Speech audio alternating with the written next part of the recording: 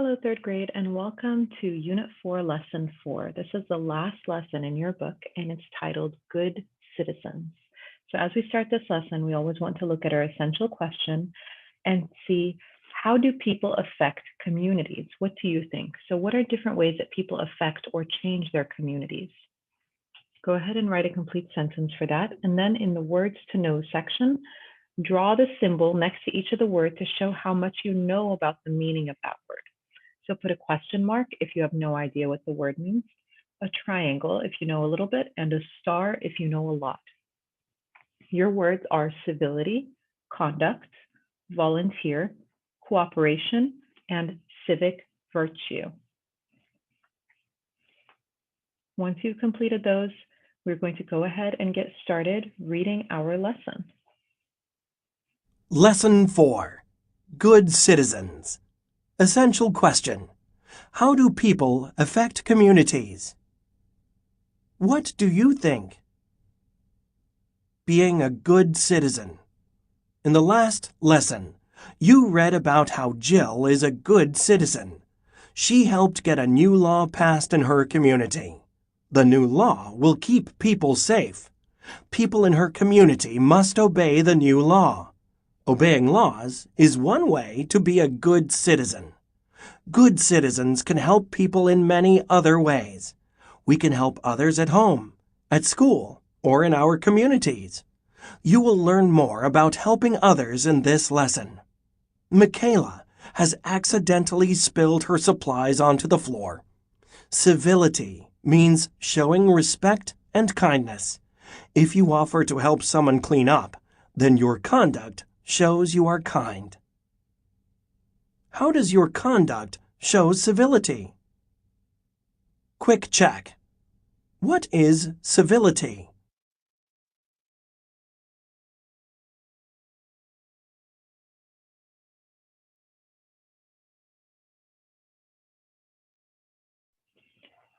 All right, now let's think about our essential question. It says, how does your conduct show civility? So how does your conduct is the way you carry yourself, the way you behave, the way you treat other people. How does that show civility? Now remember, civility means showing respect and kindness. So in question number 2, it says, how does your conduct show civility? Go ahead and write an answer for there. And for number 1, it says, think about the picture below. Fill in the speech bubble with what a good citizen might say. So you see that one girl's crayon box has fallen on the floor and the other girl is talking to her. What's something she would say that would show that she's a good citizen?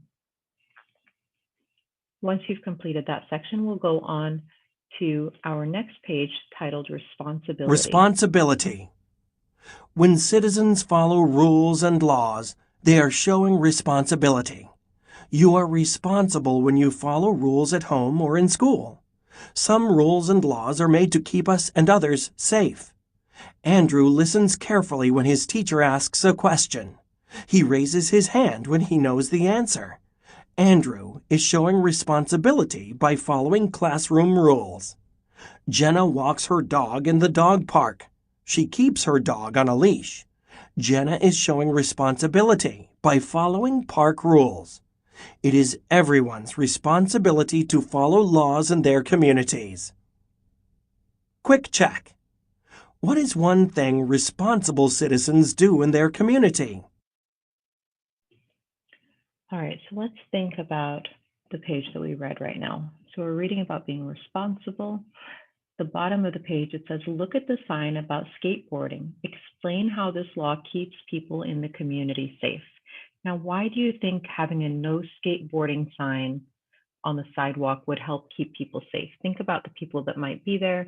Think about the other kids, and use a complete sentence to answer your question. Once you've completed that, we will go on to the next page titled Making a Difference. Making a difference. You can make a difference at home, at school, or in your community. As you learned, showing responsibility is one way to be a good citizen. Voting for our leaders is a way to be a good citizen too. Voting is a way for people to be involved and to make a difference. If you are a citizen, you will be able to vote one day. Remember, the people you vote for will make the laws that affect you.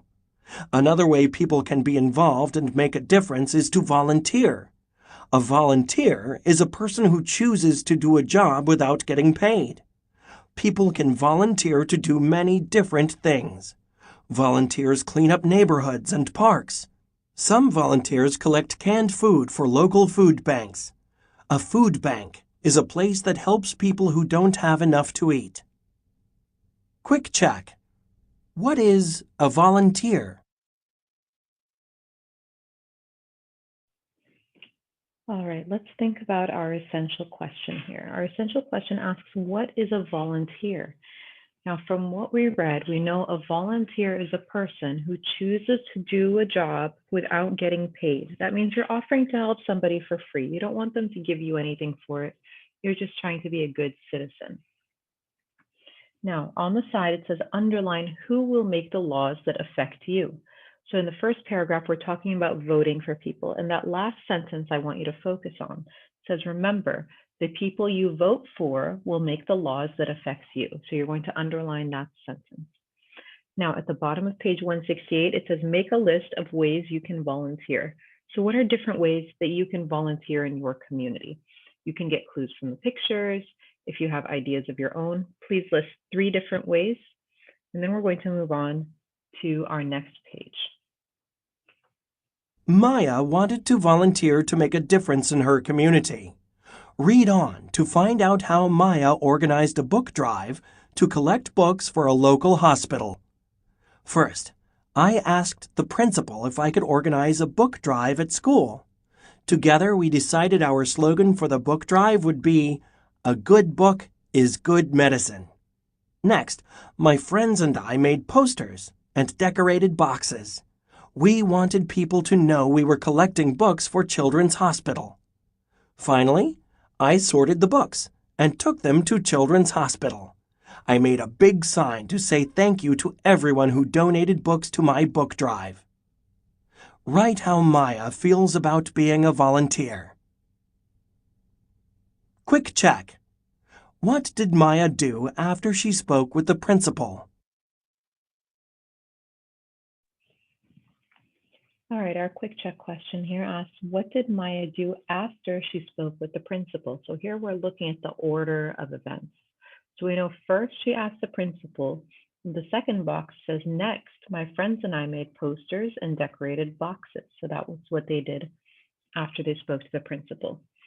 Now in the box at the bottom, you're going to draw a picture that shows Maya giving the books to children at the hospital. And then on the lines next to it, you're going to write how Maya feels about being a volunteer. Please use complete sentences in neat handwriting so that I'm able to read your answer. Once you've completed that section, we'll move on to the section titled Working Together. Working together. Think about Maya's book drive. Maya and her principal shared their ideas to create a slogan for the book drive. To make posters and decorate boxes, Maya and her friends had to share glue and markers. Sharing ideas and supplies are examples of cooperation. Cooperation means working together to meet goals. What are some examples of cooperation? In this lesson, you learned about civic virtues. Civic virtues are people's actions that show civility, responsibility, and cooperation. As you have learned, being a volunteer is a civic virtue too. There are groups in Florida that work with volunteers. Habitat for Humanity Orlando is a volunteer organization that builds houses. Families who do not have the money to build their own house help the volunteers. The family and the volunteers cooperate to build the new house together. Quick check.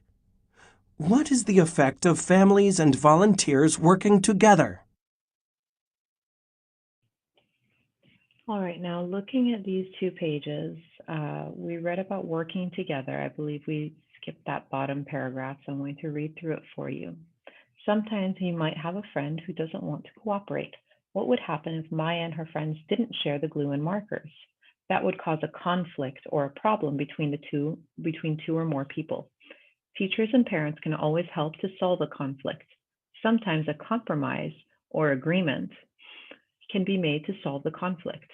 Someone may think they have the right to keep the glue and markers throughout the entire project.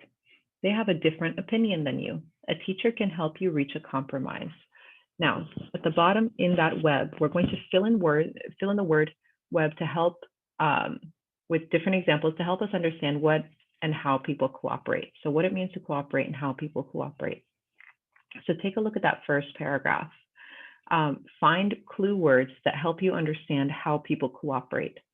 Do they working together is one of them, meeting goals is one of them, and then I'll leave you guys to put in another two. Now, on page 171, now that we've gone through that section about civic virtues, you're going to answer the question, what civic virtues do you have? So use a complete sentence there to answer your question. And then in the reading skill cause and effect, just underline some effects of people working together. So what happens when people work together? Underline some of those to answer that part. Once you've completed that, you're going to go through and answer your essential question, how do people affect communities? And here, affect means to change. So how are people coming together to change their communities? Once you've completed that, hop back to the Show As You Go page on page 132 and 133 and complete the section for lesson 4. Once you've completed these pages, go ahead and start on your quiz. Please make sure you're using your lesson while you do your quiz to help you find your answers and to use text evidence to support your answers. If you have any questions, let me know. Otherwise, I hope you have an amazing day. Take care. Bye-bye.